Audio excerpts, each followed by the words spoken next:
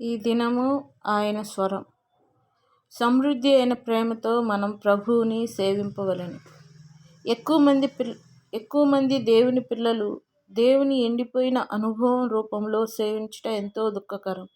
అవును, అతని కేటాయించిన మతానుసారమైన ఆచారములను ఎంతో నమ్మకంగా జరిగించును. క్లుప్తమైన ఉదయకాల సాయంకాల బైబిల్ ధ్యానమును కలిగి ఉండును. దాని తర్వాత దేవుని ఎదుట చిలకలు పిల్లల వలె కొందరి పేర్లను వారు చదివెదరు మరియు వారి అవసరముల కొరకు ప్రార్థన చేసెదరు.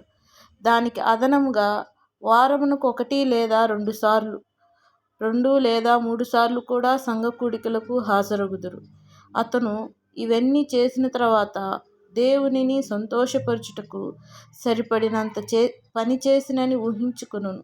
దీనిని బట్టి అతనికి కానీ అతను కుటుంబమునకు కానీ ఎటువంటి హాని జరగదు అని భావించును. అతని పిల్లలందరూ తప్పనిసరిగా పరీక్షలలో ఉత్తీర్ణత సాధించవలెను అని.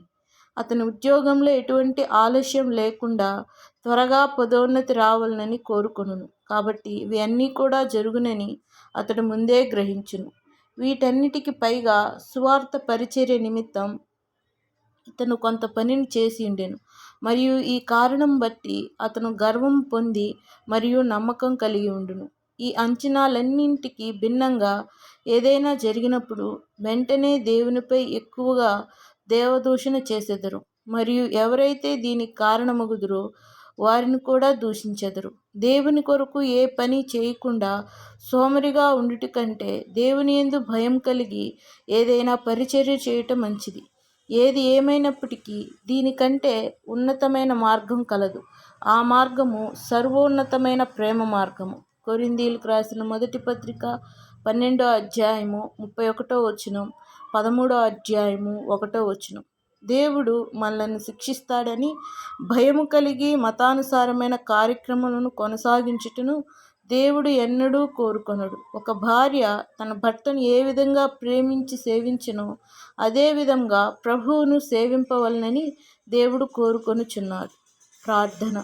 మా పరలోకపు తండ్రి, మిమ్మును అనుసరించుటకు సంతోషకరమైన క్రైస్తవ జీవితం అనగా నిన్ను ప్రేమించుట మరియు నీ మార్గములను తెలియపరిచి మాకు నేర్పిస్తున్నందుకు మీకు వందనములు. ప్రభు అయిన యేసుక్రీస్తు నామములో ప్రార్థిస్తున్నాము తండ్రి. ఆమెన్. రచయిత జాక్ పూనన్ గారు. దేవుడు ఈ వాక్యమును మన జీవితంలో నూరంతలుగా ఫలింపచేయునుగాక. ఆమెన్.